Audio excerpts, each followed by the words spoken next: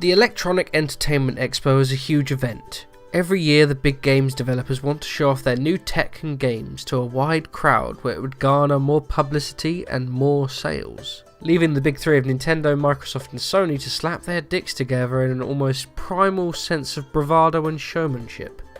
All of the biggest games got announced here. If it's a first party title, chances are a shiny trailer was shown during one of the press conferences. Other publishers also want a piece of the action, with Bethesda growing big enough to warrant an hour-long spot of its own.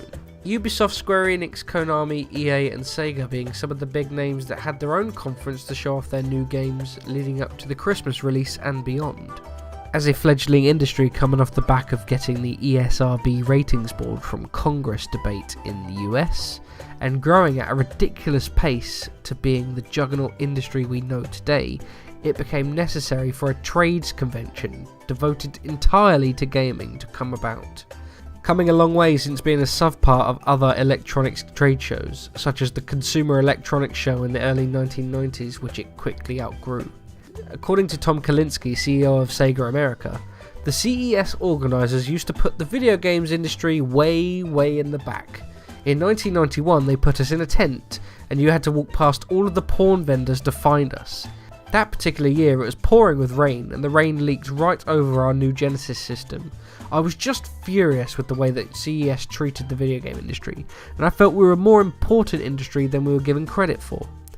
In May 1995, the first E3 happened in LA with just Nintendo, Sony and Sega, the leading console owners, and in June 2000's E3, Microsoft entered the ring as well. However, since 2013, Nintendo has opted for its own pre-recorded streamed event in a Nintendo Direct, and EA in 2016 did something similar with its EA Play stream. They still have a presence at E3 with demos for people to play, but it certainly is downplayed a lot more. This is coming off the back that in November 2018, Sony announced that they would not be attending E3 2019 for the first time since it began, with the contract for the LA Convention Center also coming to an end this year. Sony seemed to have opted for their own State of Play style mini directs that they themselves host, similar to Nintendo. It makes perfect sense for some of these companies to not attend this event. As a business, the video game industry is absolutely ridiculously lucrative. Billions in profits from Activision Blizzard last year from microtransactions alone. The bastards. So a lot of money is thrown at this event. It was reported in 2008 that the costs of the booths were so high at about $5 to $10 million each. The figures for E3 2018 showed that there were around 200 exhibitions from companies, which is a low figure of about $1 billion. So a lot of the companies wanted a return on their investment and felt it wasn't working well enough as before, as most of the people the actual companies wanted to reach out to were media outlets and vendors, not Joe Smo on the street who would just tell his one mate about the new Sonic game.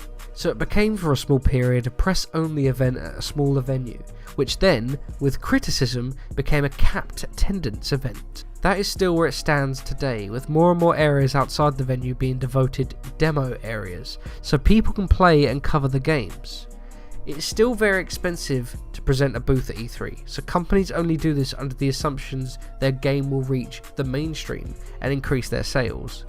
Last year it had 2.5 million people watching live, with 1.6 billion minutes watched cumulatively. Not to mention the millions of views the trailers later garner on YouTube and other games news outlets. So it is no wonder that Bethesda, Ubisoft and Square Enix want to get their games watched by such a big audience. However, there are a few reasons why it's not the most viable option for these games companies anymore. E3 is such a major event now that with so many games being revealed that there is a chance of fatigue and being lost in the shuffle. With so many different games to keep track of in just a few days. Taking the last E3 for example, I counted 121 games shown last year with numerous other smaller announcements I have no doubt forgotten. The major news sites need to cover these games, so with so many huge announcements, it would dampen the news for a studio's own release. Showing off Medieval in a State of Play gave it so much more attention this year from news outlets than it would at E3 when hundreds of articles are being written simultaneously by multiple different outlets in a tiny space of time. The cost of the event itself is so high for the scene gaining profit from the exposure to the press, especially considering the practices shareholders are pressuring upon its developers to rake in the money. Microtransactions, season passes, in-game advertisement, carved out DLC, roadmaps, live services, all to gain extra revenue as the budgets are inflated to Marvel movie-sized $300 million. So the game must reach the widest audience possible with the most homogeneous content and bland gameplay to make back its profit. So spending $8 million on an E3 booth only to get the same audience or less as a stream or a free demo isn't helping to sell the game as much as it used to. It is only encouraging crunch and 100-hour weeks for the enslaved developers to meet their deadline by eating into their budget. And finally, it's very awkward, and known now for its technical failures and horrendous live mishaps where those slip-ups become more detrimental for the game than beneficial. The first impression is everything, and just look at how awfully Wii Music was received. While there is a certain charm to the quirks of the awkward live performances, such as the memorable Mr. Coffee, the Wii U music debacle, and the constant awful live music acts, and Peggle 2!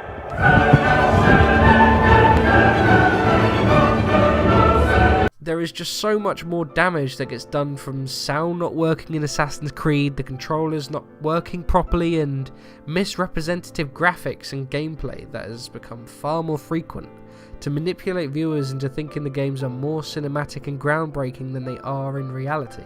These stem from developers being pressured into making an E3 demo build to show at these live press conferences. So they obviously want to make them look as great as they possibly can, whilst not possibly being able to implement all of the features into the major release. It's not just Watch Dogs. Even last year there were segments in The Last of Us 2 and The Ghost of Tsushima found people were disconnected with it as they couldn't discern if it was a heavily scripted or unscripted gameplay segment. Being a far more digital and online enterprise now, it's fairly easy for publishers to just offer a free demo to be downloaded on any console to be played for themselves, which is far more indicative of the actual experience. Let's not forget the abuse that the presenters can also receive themselves. Of course you get Reggie with his lovable antics and it spawns the "My Body Is Ready" memes, but you get people like Aisha Tyler who receive so much hate mail for admittedly very cringe-inducing shows, but it was almost a household name with Ubisoft. By all accounts, she's a lovely person to work with who is genuinely passionate about gaming and quite vocal about her views, which is completely fair enough, but she was dropped by Ubisoft in 2017 to be replaced by the devs presenting, which you can't help but feel is a response to the awkward compilations and the general name the conferences have made for themselves. Though, I can't say Ubisoft have really done much to fix the conferences without her, if I'm honest. Nintendo made such a smart business move in creating the Nintendo Directs that's really hard to find the alternative. The Directs, first of all, were shown when Nintendo feel like it, all year long. This leads to most of the publicity being dominated by Nintendo-only news, with other companies not revealing games at the same time. This leads their E3 conference to look more at the gameplay of upcoming titles that are coming that year, and also showing off the really great reveals they know will go down well, followed by gameplay footage and demos in their Nintendo Treehouse Live. These directs are all filmed in-house at Nintendo and streamed on their social media platforms, so quite literally cost nearly nothing to produce compared to the millions that would be spent at E3 for what could be said as less benefits than the direct. Finally, these are all pre-recorded, eliminating the fear of any technical or onstage embarrassment, and also allows Nintendo to be far more creative with how they present these. They added Robot Chicken segments, the Muppets, and all sorts of weird creative ideas about how they present their games, while keeping to the family-friendly brand that Nintendo's set up and really setting these apart from more of the dry conferences.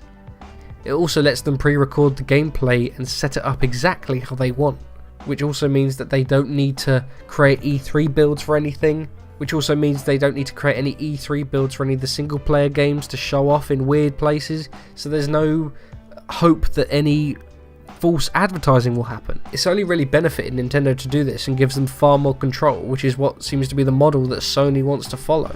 Also, why bother doing a show floor demo to a handful of hand-picked journalists when you can do a free demo to millions of people for free worldwide? You can gather more data to use in the making of the full version, you can get more people interested in playing the game and not spend nearly as much doing it. Everything is online now. Nintendo and lots of other companies do it already. Oh, you like the trailer? Play the demo for free. Media and advertising has evolved a lot from the days of reading about it in NOM magazine, with the couple of screenshots and the guy's description of what it's like. You can experience what the game is yourself for free. While I was writing this script, there was an update where EA confirmed that they wouldn't be attending E3 this year. They seem to be doing some sort of live streaming event for a few days where they show off some of the games and gameplay, but it's not really a showcase. This makes sense as EA is a pigsty.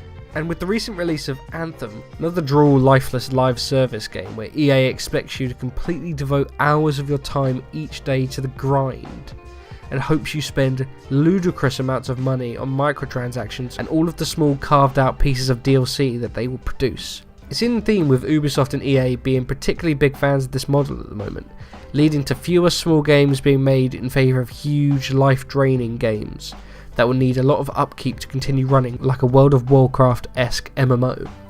So it makes sense that they don't want to do E3 anymore as they don't have enough games to fill the space. So it will keep with their mantra in laying off staff and enslaving other game studios to work on their own monolithic whims. So an hour-long press conference, which is already incredibly boring and predictable, will only become more so. I mean, you know, you got your opening game, your sports games, you got your buzzwords about live services, you can have managers and fucking whatever, you got cloud and origin features, dedicated Anthem bit, live service, Star Wars, a few sprinkling of like one or two indie games which are not interesting, if I'm honest, and bang, that's done. You don't need that conference anymore. Save your time. Personally, I think this is just the way it's going to go. As magical as it is to gather around and tweet memes and take the piss out of the conferences, and, well, enjoy some of the announcements as genuine fans, E3 needed to evolve as the industry has itself. Developers having their own stream announcements instead of spending a lot of money on booths will only help the people working in the games industry. Less squeeze and pressure on people working in a creative role is always a good thing. E3 will not die, but maybe the idea for one press conference in a year shall die. But I believe the spirit will live on year-round. States of Play, Nintendo Directs, Xbox Extras, or whatever they're going to call them. You know, they'll still happen, and they'll still be just as hype. Just, you know, spread around a year, not just one beautiful Christmas for gamers. And hey, we still have Sonic Team if you want cringeworthy streams.